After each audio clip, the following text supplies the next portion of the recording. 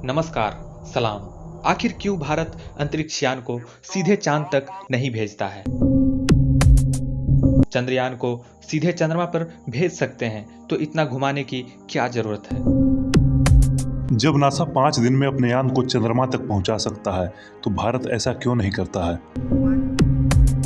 आखिर क्यों भारत को 42 दिन लगने वाले हैं? आपके मन मस्तिष्क में आए इन सवालों के जवाब को हमने खोज निकाला है। आइए जानते हैं। ऐसा नहीं है कि इसरो सीधे अपने यान को चंद्रमा तक नहीं भेज सकता है, पर भेजता नहीं है।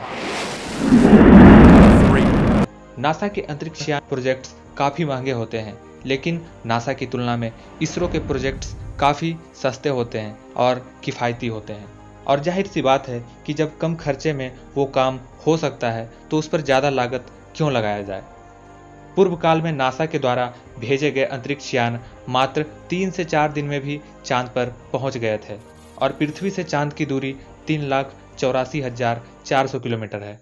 ये दूरी 4 दिन में भी तय की जा सकती है और 42 दिन में भी, पर भारत ने 42 दिन वाले ही लंबे समय को चुना है। चीन ने 2010 में चांगई 2 को चंद्रमा पर भेजा और वह करीब 4 दिन में चांद तक पहुंच चुका था। सोवियत संघ का मिशन लूना 1 सिर्फ 36 घंटे में चांद के पास पहुंच गया था। और तो और अमेरिका का अपोलो 11 3 एस्ट्रोनॉट्स को लेकर 4 दिन में पहुंच गया था। तो आपको बता दें कि चीन, अमेरिका और सोवियत संघ ने इन अंतरिक्ष यानों के लिए बड़े रॉकेट्स को इस्तेमाल में लिया था। चीन ने चांगझेई 3C रॉकेट को इस्तेमाल में लिया था और इस मिशन की लागत 1026 करोड़ रुपये थी। वहीं अमेरिका के स्पेस एक्स के द्वारा बनाए गए रॉकेट्स 550 करोड़ से लेकर 1000 करोड़ तक के होते हैं, जबकि अपने इसरो के रॉकेट की कीमत 150 से 450 करोड़ तक की होती है। और अब बात आती है चंद्रयान को आखिर घुमा घुमा कर क्यों भेजते हैं। तो सबसे पहले अपना देश ज़्यादा महंगे और ज़्यादा पावरफुल रॉकेट्स बनाना नहीं चाहता है, क्योंकि इसकी लागत बहुत ज़्यादा होगी और अगर किसी कारणवश रॉकेट में कोई गड़बड़ी आती है तो एक बड़े खर्चे का बर्बादी हो जाएगा।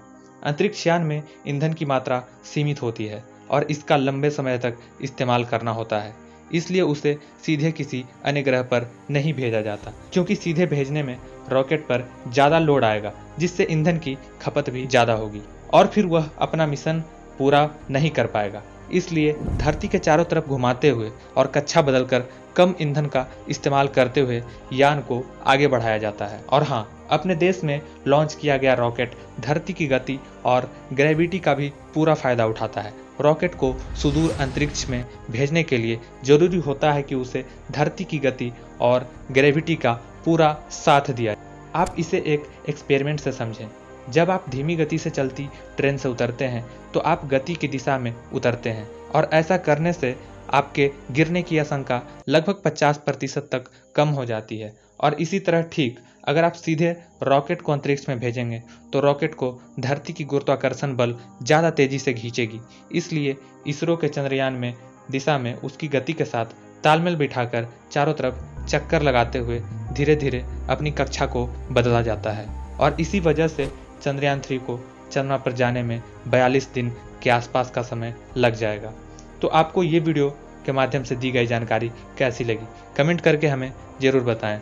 और भी ऐसे वीडियोस देखने के लिए आप हमारे चैनल पर जा सकते हैं और इस चैनल को सब्सक्राइब करना न भूलें।